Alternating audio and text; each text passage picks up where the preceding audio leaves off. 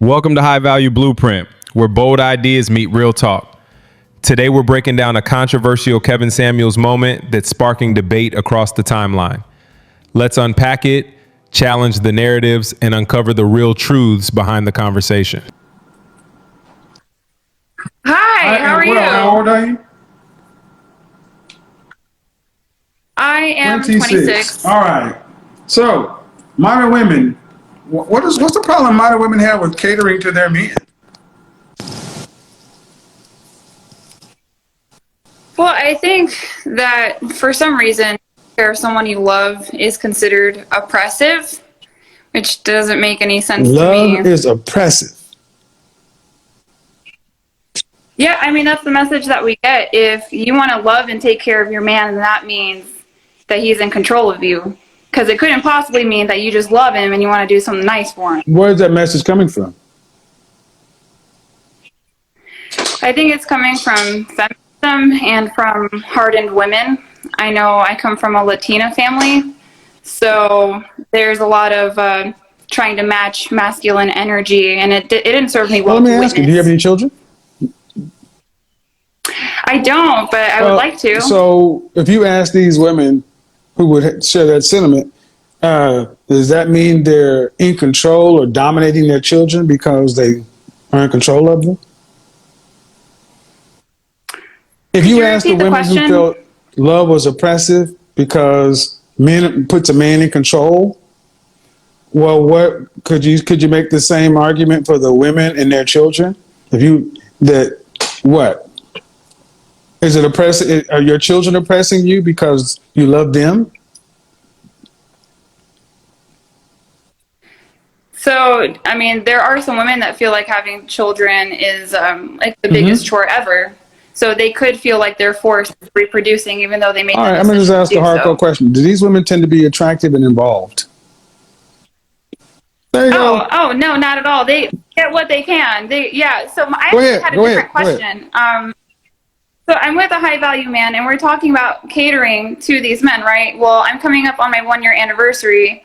So, like, what do you get the man that has everything? I am kind of struggling there. Well, back up. When I say high value, I have very definitive parameters. Do you know my parameters? Oh, I have an idea. All right. Yeah. We're going to just assume that they're probably different. But you're here. And how is there an age difference between you two? Yeah. He's 49. He's a physician's assistant. Okay. And are you guys together for marriage, or are you guys just together enjoying each other's company? We would like to get married, but he wants to make sure the investment's good. So he wants to have a kid first and then get married.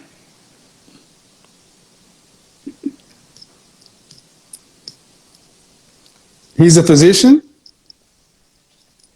Physician's assistant. Your OBGYN says you're fertile? Then that's all that matters. What? No. See, this is why high value men don't move in that manner. He may make a lot of money, but that doesn't make him high value, because he wants you to have his child before he puts a ring on your finger. Yeah, I don't agree with it. Okay, but I also like no. Okay, but let's go down first off, let's say I agree with it. Let's go down the path. After you have the child, how quickly could you expect to be married? Oh, no, a year? No, high value men marry 6 months or less. We don't do this. That's you're already a year into it. So that means you would be a year from now, then 9 months, and 9 months to have a child, then a year after that, you'd be in it for 3 years? I see your point. I don't agree with it, but the dating market is scarce and he's a good man. No. That's a scarcity mentality, and you're setting yourself up for failure. Okay, now, this is why I call it as I see it. Ma'am, but I'm going to go down this path. All right, let's say he wants to do the Sam Rothstein Casino. You're going to have the baby first, Ginger, before I married you. But do you know what he did after that? He put $1 million worth of jewelry and gave it into an account for her. Soon as she had the baby, they got married. She got $1 million. And then down the line, she had full signature authority on every account. He's 49. You're 26. If this is serious, all right, where's the contract? Where's the money? Once I deliver a healthy child, I need $500,000 in escrow in an account. I mean, if you don't agree, okay, because if he's really serious, put his money where his mouth is, because I don't buy this bullshit of having a child first. That's manipulation. I tend to agree more with you than anything, but it seems to be a lot of concerns about, if I end up marrying him, then it gives me like too much access too soon. What am I going to do with it? But I don't think that's fair. Just like I tell women, making a man in your present pay for mistakes of your past equals no future. You've given him a year. And if he doesn't know, he's had plenty enough time. See, you're setting yourself up for disaster by buying into his bullshit of, I'm a good man. It's the Walking Dead out there. So, well, let me back it up. What's too much to ask for? Why, one kid? Why not two? Oh, I think we plan on having all three, just to make sure before you get married. Why not three? I mean, I think at that point it's a bit ridiculous. So there is a line where it becomes ridiculous. Yeah, in my opinion, my preference is to but get my married point first. is, man, we teach people how to treat us. So you came in leading with he's a high value man, and I'm sorry. High value men determine who the high value men are. We determine who these guys are. You ladies call high value men just men who make a lot of money, but it requires more than that. It requires making a certain amount of money over a certain length of time. Other high value men recognizing you as a peer or a potential peer, having a network of high value men and others, having a certain level of visibility and being useful to others and a group. I don't know many men who are truly high value who would think like this, because that's a scarcity mentality. That's a fear-based mentality. We're abundance and we're not scared. Because he ain't rich. Because he ain't rich. Let's be real. He's a physician's assistant. He's not a physician. So due respect, friend, you ain't rich. We're talking about worried about losing 10,000. If you're talking about losing hundreds of thousands of millions of dollars, then... But men with that kind of money doesn't move. You are 26. This man doesn't want to marry you. You may be in love with him, but ma'am, if he wanted to marry you, he'd have married you by now. And he certainly wouldn't be asking you to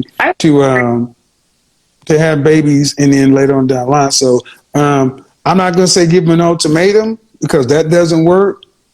But I would really strongly ask you to assess why you are here.